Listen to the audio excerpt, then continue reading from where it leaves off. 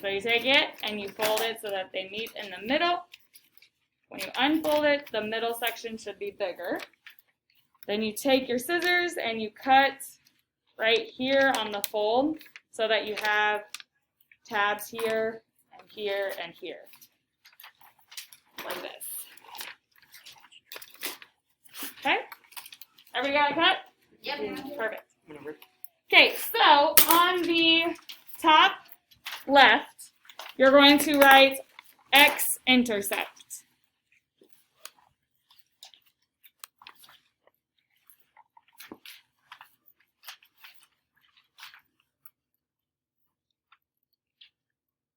Then on the top right, you're going to write y-intercept.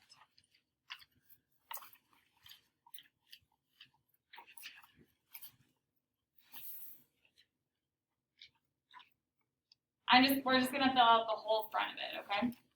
Then on the middle section, on the left side, it's going to be titled Solving for X-intercept.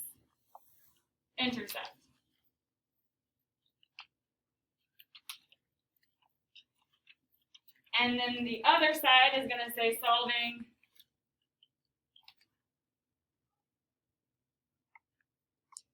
for Y-intercept.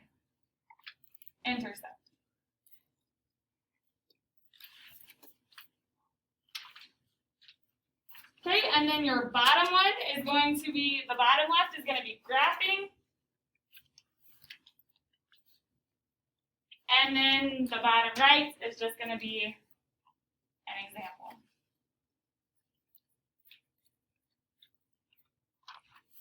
Okay? Since I already handed out your little tiny cute graph, okay, you're going to take the little tiny cute graph and you're going to glue it under the tab that says example. Everything that you write is going to go in the middle part of your foldable. So you will not write on these tabs on the outside, okay?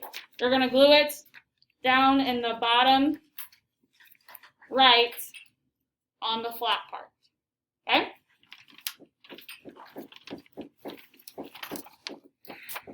Oh, sorry, BJ. There you go. Okay. Yeah. 4 minutes. We already talked about definitions. What was our definition of an x-intercept?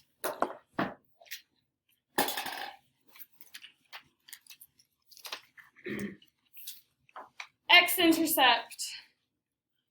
What is the definition of an x-intercept?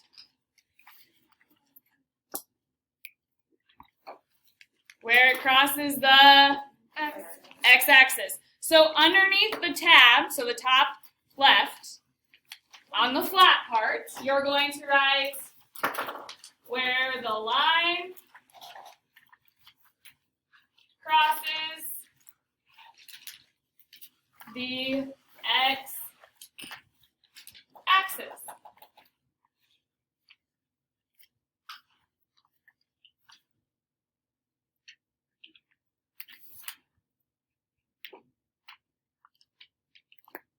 Okay? So then close that tab. Open the top right one that says y-intercept. What's the definition? Where the line crosses the y-axis. Sahara and Josie are having issues back there? Are we supposed to do the definition right here? On the flat part. Yeah. So this part would be fine. It doesn't really matter, as long as it's in there.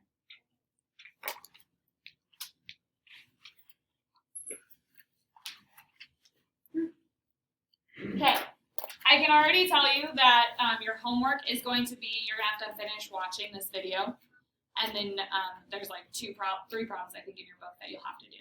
So that's what your homework's going to be. I will post this on Google Classroom. You have to finish watching it, and then do the problems that I tell you to in the video. Make sense? Mm-hmm. Okay, so I have a couple minutes though, so we'll try to get a little bit more done. So under the one that says solving x-intercept, so the middle left one, I want you to write the equation. 3x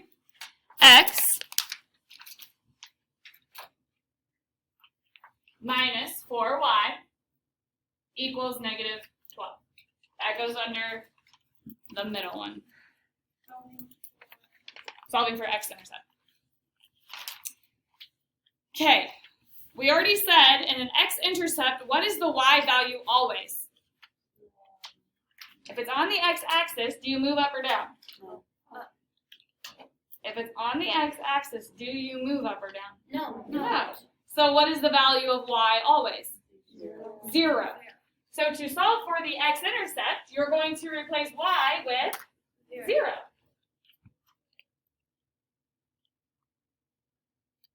I'm going to go ahead and...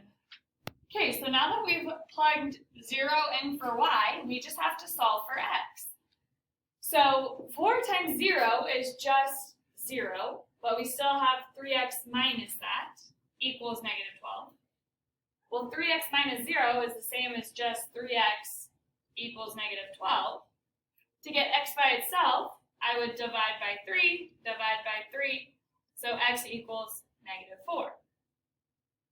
Now, when x is negative 4, we said that the value of y has to be 0 because it's on the x-axis.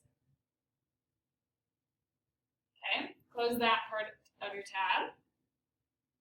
On the other side, we're solving for our y-intercept. So we're going to rewrite the same equation, 3x minus 4y equals negative 12. And this time, if I'm solving for the y-intercept, it is on the y-axis, therefore you don't move left or right. So since I don't move left or right, the x value is 0. So 3 times 0 minus 4y equals negative 12. And again, you solve for y. So 3 times 0 is 0, minus 4y equals negative 12. Well, 0 minus 4y is just the same as minus 4y equals negative 12. Then to get y by itself, I divide by negative 4, divide by negative 4. So y equals 3. Now for it to be on the y-axis, x has to be 0, which is what we plugged in for, and y is 3. Therefore, the coordinate point is 0, 3. You can close that tab. Now, if you open the bottom left tab that says graphing, we're just going to make a couple of notes. So when you are graphing the x-intercept, so you're writing this under the graphing, it goes on the x-axis. So the axis that's horizontal. When you're graphing, you're still writing this underneath graphing tab. The y-intercept, it goes on the y-axis, which is your vertical axis. Okay? You can close your tab. Then you paste it in your little mini graph, and we're going to graph those coordinate points that we already solved for. So first of all, we had the x-intercept, which goes on the x-axis, was negative 4. So I'm going to go left 4 and put a dot. And then I graph my y-intercept, which goes on the y-axis, which was 3, and I put a dot. And then you connect your lines. And that is graphing in standard form. So slope-intercept, you're given the slope and the y-intercept. And in standard form, we can easily solve for the x and y-intercept and then graph.